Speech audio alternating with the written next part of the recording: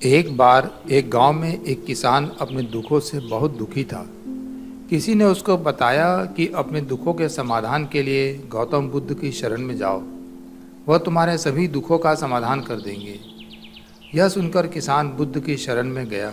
बुद्ध के पास पहुंचा और कहा, हे महात्मा, मैं एक किसान हूँ और अपनी जीविका चलाने के लिए खेती करता हूँ, लेकिन कई बार वर्षा पर्याप्त नहीं होती और मेरी फसल बर्बाद हो जाती है।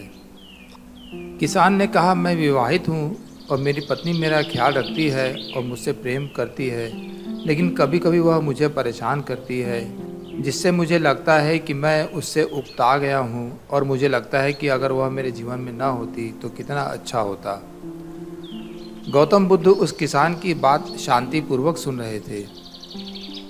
किसान ने आगे कहना जारी रखा और बोला, मेरे बच्चे भी हैं, लेकिन कभी कभी वो मेरी बात नहीं मानते और उस समय मुझे बहुत क्रोध आ जाता है।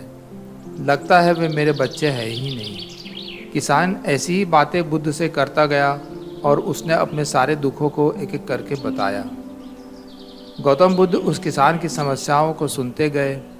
उन्होंने बीच में एक शब्द भी नहीं कहा। किसान अपनी समस्याएं बताते चला गया और आखिर में किसान के पास बताने को कोई समस्या भी ना बची। अपना मन हल्का हो जाने के बाद वह चुप हो गया और बुद्ध के जवाब की प्रतीक्षा करने लगा, लेकिन बुद्ध ने कुछ न कहा। किसान अब और सब्र नहीं कर पा रहा था। वह ऊंची आवाज करते हुए बोला, क्या आप मेरी समस्याओं का समाधान नहीं करेंगे? मैं तुम्हारी कोई सहायता नहीं कर सकता, बुद्ध ने उत्तर दिया। किसान को अपने कानों पर यकीन न हुआ। ये आप कह रहे हैं? लोग तो बोलते हैं कि आप सभी के दुखों का निवारण कर देते हैं, तो क्या आप मेरे दुखों का निवारण नहीं करेंगे? बुद्ध ने कहा, सभी के जीवन में कठिनाइयाँ होती हैं। तुम्हारे जीवन में कोई नई कठिनाई नहीं है। ये कठिनाइयाँ तो सभी के जीवन में आती जाती हैं। कभी मनुष्य सुखी होता है तो कभी दुखी, कभी उसे पराये अपने लगते हैं और कभी उसे अपने लोग पराये लगने लगते हैं। ये जीवन चक्र है, इनसे कोई नहीं निकल सकता। वास्तविकता में हमारा जीवन कठिनाइयों से भरा हुआ है। मेरा, तुम्हारा और सभी लोगों का जीवन समस्याओं से ग्रसित है, इसलिए मैं इन समस्याओं का समाधान नहीं कर सकता हूँ। यदि तुम किसी एक समस्या का उपाय कर भी लो तो उसके स्थान पर एक नई समस्या खड़ी हो जाएगी। यही जीवन का अटल सत्य है। यह सुनकर किसान क्रोधित हो गया।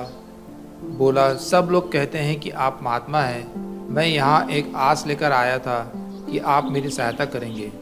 अगर आप मेरी समस्याओं का समाधान नहीं कर सकते तो मेरा यहाँ आना व्यर्थ हुआ। इसका मतलब सब लोग झूठ बोल रहे थे।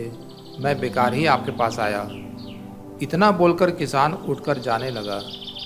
तभी बुद्ध ने कहा, मैं तुम्हारी इन समस्याओं का समाधान तो नहीं कर सकता, लेकिन हाँ, मैं तुम्हारी एक दूसरी समस्या का समाधान कर सकता हूँ। किसान ने आश्चर्य से कहा, इन समस्याओं के अलावा दूसरी समस्या भला वह कौन सी है? बुद्ध ने कहा, तुम नहीं चाहते कि तुम्हारे जीवन में कोई समस्या हो। इसी समस्या के कारण ही दूसरी कई समस्याओं का जन्म हुआ है। तुम इस बात को स्वीकार कर लो कि सभी के जीवन में समस्याएं होती हैं, कठिनाइयां होती हैं। तुम सोचते हो कि तुम इस दुनिया में सबसे ज़्यादा दुखी हो और तुम्हारे जितना कोई और दुखी नहीं है। तुम अपने आसपास देखो, क्या वो लोग तुमसे कम दुखी हैं? तुम्हें अपना दुख बड़ा लगता है, लेकिन जो लोग तुम्हारे पास रहते हैं उनको अपना दुख बड़ा लगता है। इस दुनिया में सभी को अपना दुख बड़ा लगता है, चाहे वो छोटा हो या फिर बड़ा दुख हो, लेकिन वह जिसके साथ घट रहा है उसके लिए वह दुख बड़ा प्रतीत होता है। अगर तुम ध्यानपूर्वक देखोगे तो समझ जाओगे कि यह जीवन सुख और दुख से भरा हुआ है।